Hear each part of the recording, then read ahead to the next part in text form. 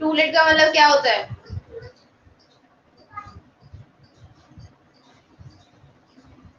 किसी को नहीं पता what is to let? House को रेंट रेंट। जब हम रेंट के लिए कोई भी हाउस, शॉप, कोई भी जो ओपन एरिया हो, चाहे वो कोई भी स्पेस हो, हम वो रेंट के ऊपर देना चाहते हैं किसी को, तो उसको टू लेट बोलते हैं। What is this? आप 12th क्लास के स्टूडेंट हो, आपसे एक्सपेक्ट नहीं किया जाता। तो टू लेट का मतलब आपको देना है रेंट के ऊपर, राइट? अब जो इसके अंदर क्या आता है, जो ऑनर ऑफ द हाउस है, ऑनर ऑफ द शॉप है, वो अपने रिक्वायरमेंट्स यहाँ पे डालता है, ठीक है? कई बार क्या होता है, कोई ऐसा घर होता है जहाँ पर टू लेट तो लिखा होता है, बट ये भी लिखा होता है ओनली फैमिली मेंबर्स, यानी कि सिर्फ फैमिली जिसके पास होगी वही जो है वहां पर रह सकता है, ठीक है? समटाइम्स जो होता है आप अकेले भी वहां पर रह सकते हो, ऐसा कोई जरूरी नहीं होता है। तो ये जो क्या होती है, वो ऑनर ऑफ द हाउस या फिर ओनर ऑफ द शॉप जो होते हैं, उनकी रिक्वायरमेंट होती है कि उनको किस तरीके का किराएदार चाहिए, ऐसा किराएदार आना चाहिए, ठीक है? तो वो एक तो अपने जो भी उनका स्पेस प्लेस है उसकी वो डालते हैं, जो भी क्वालिटीज है उसमें क्या क्या है। सपोज आप घर को दे रहे हो टू लेट रेंट के ऊपर, तो इट मीन्स आप 1 रूम सेट देना चाहते हो, 2 रूम सेट दे जाते हो, या फिर कोई फ्लैट है उस फ्लैट को आप रेंट पे देना चाहते हो, तो वो चीजें आप इसके अंदर मेंशन करोगे, right? Suppose any flat 2 BHK flat is you want to give on rent, तो वहां पर हम 2 BHK flat with attach bathroom, balcony area, parking space also on first floor, second floor, third floor, जिस भी floor पे है आप उसमें मेंशन करो। वेल फर्निश्ड, अच्छे से वहां पर क्या है, पूरा फर्नीचर है, ठीक है? सो आपको सिर्फ मूव ऑन करना है विद योर नेसेसिटी थिंग्स, जो भी आपके पास जरूरत की चीजें आप उनको लेकर वहां पर सेटल हो सकते हो, राइट?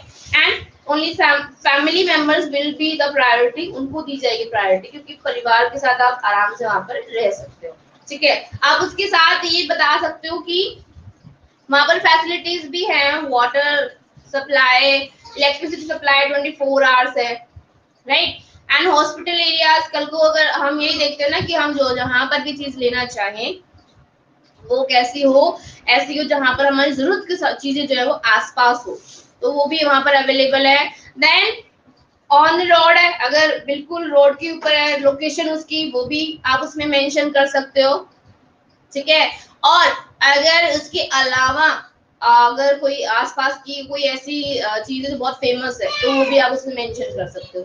तो टूलेट के लिए, टूलेट में जो वो चीजों के बारे में लिखा जाता है, कोई भी प्लेस है उसके बारे में, वो रिक्वायरमेंट किसकी होती है? ऑनर की होती है। ऑनर डालता है कि भाई ये चीज किराए के लिए खाली है, ठीक है?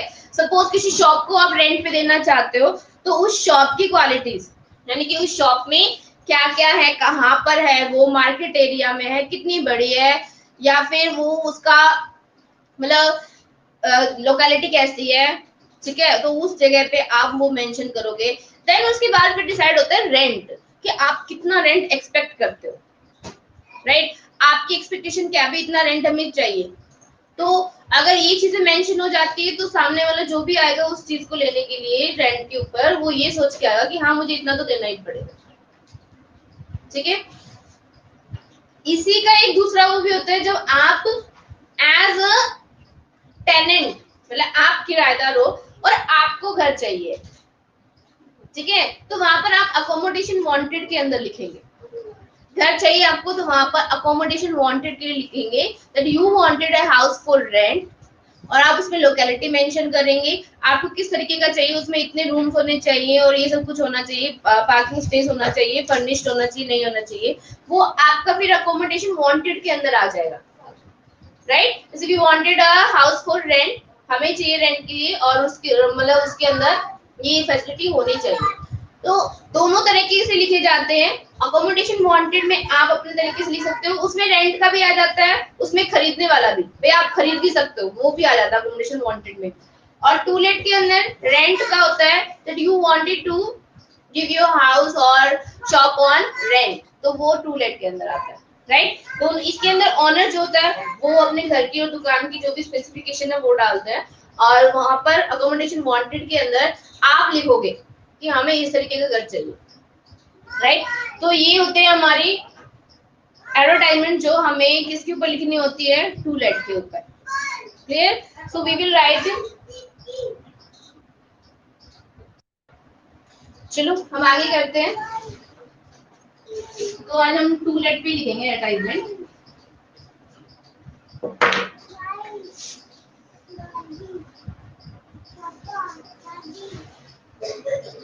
आप टू लेट भी लिख सकते हो, your wish, right, and for rent भी लिख सकते हो, राइट, दोनों हेडिंग आप लिख सकते हो, टू लेट भी लिख सकते हो और फॉर रेंट, रेंट के लिए भी लिख सकते हो। तो आपकी चॉइस है, आप फॉर रेंट लिखना चाहो या टू लेट लिखना चाहो। तो we want to give our house और flat on rent, so newly constructed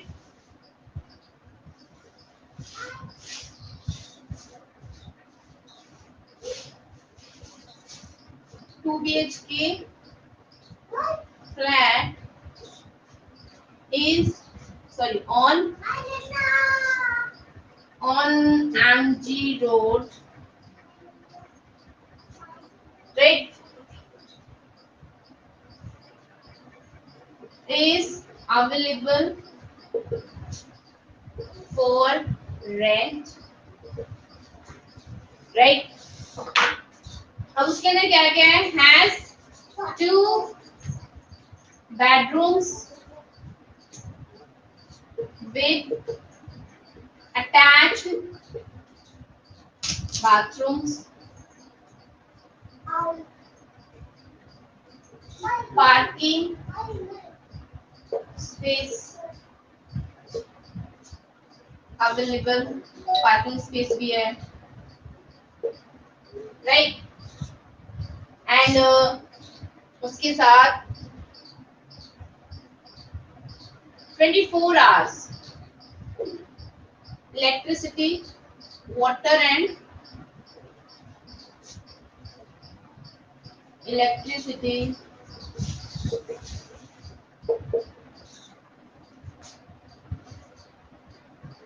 supply, ठीक है। ये सारी उसकी क्वालिटीज आ गई, मतलब यही चीजें वहां पर अवेलेबल है। उसके साथ वन यूज ड्राइंग कम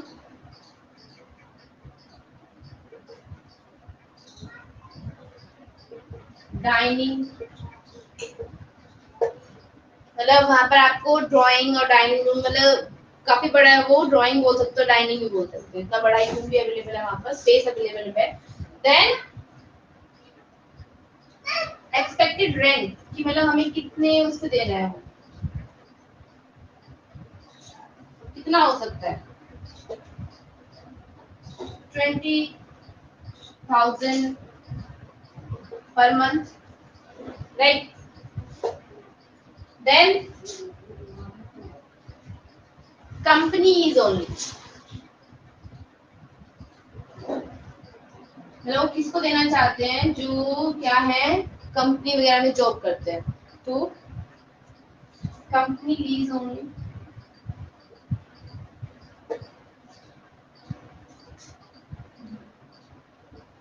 उसके बाद यहाँ तक हो गया हमारा, सारी रिक्वायरमेंट्स आ गई, हमें इस तरीके से देना है। नाउ किसको देना है,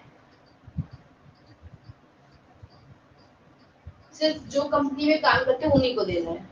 उसके बाद contact, contact mister Ravi Kumar, phone number and please लिख दो जहां पर भी वो है, ठीक है, फोन नंबर, ईमेल आईडी जो भी आप मेंशन करना चाहो उसमें मेंशन कर दो। Now it will be closed end advertisement is complete, put it in a box, right. So rent के लिए अगर हमें इस तरीके से देना है तो हम ये सारी इसमें फैसिलिटी डाल के, भाई यही चीजें उसके अंदर है, और फिर हमारी एडवर्टाइजमेंट हो जाती है क्लोज। क्लियर? आप कुछ और भी डाल सकते हो, सपोज आप किसी शॉप को देना चाहते हो तो वहां पर आप ये डाल सकते हो, शॉप है अवेलेबल, राइट, और इतना उसका एरिया मतलब इतनी बड़ी है और मेन मार्केट के अंदर है, तो ये सारी चीजें आप उसके अंदर मेंशन कर सकते हो। So these are the advertisement that we write for rent. Clear? Understand everybody? लिखते हुए हमेशा ये चीजें याद रखना कि हमें लिमिटेड वर्ड्स में डालना है, हमेशा ये चीजें याद रखना। लिमिटेड वर्ड्स आएंगे, हम ज्यादा उसके अंदर सेंटेंसेस नहीं बना सकते, तो आपको क्या करना है, फुल स्टॉप लगाओ, कोमा लगाते लगाते वर्ड्स जो है वो आपको ऐड कर दे। तो जैसे मैंने यहाँ पर has two bathroom, full stop का सीधा हैज से शुरू कर दिया, तो मैं अटैचमेंट को शॉर्ट रखना है। अगर मैं कंप्लीट लिखूंगी it has to bedrooms with attached bathroom, it has, it contains, तो इट मींस क्या होगा, मैं अपनी एडवर्टाइजमेंट को बहुत लेंथी बनाती जा रही हूँ। तो वो मेरे हाथ में, मुझे उनको शॉर्ट में लिखना है, बट इंफॉर्मेशन पूरी जानी चाहिए, right? Language according to the advertisement की हमें किस तरीके से उसमें डालना है, सारी इंफॉर्मेशन हमारी आ जानी चाहिए, हमें इस तरीके से लिखना होता है। Clear? So now today I have done all type of advertisement, maybe one or two remaining that I will send in assignment. Okay, so now आपको क्या करना है, हर टाइप की 2 एडवर्टाइजमेंट अपनी नोटबुक में आपको लिखनी है एंड सभी को वो काम करके मेरे पास सेंड भी करना है। And from tomorrow we are starting revision. जो भी आपके डाउट्स हैं कि हमें ये समझ में नहीं आया या फिर कुछ भी प्रॉब्लम है आपको बुक से रिलेटेड, तो आप मुझे बताएंगे and we will discuss in the class. हम इसको क्लास में डिस्कस करेंगे और कल से हम क्या करेंगे, अपना रिवीजन शुरू करेंगे, may be for your PTs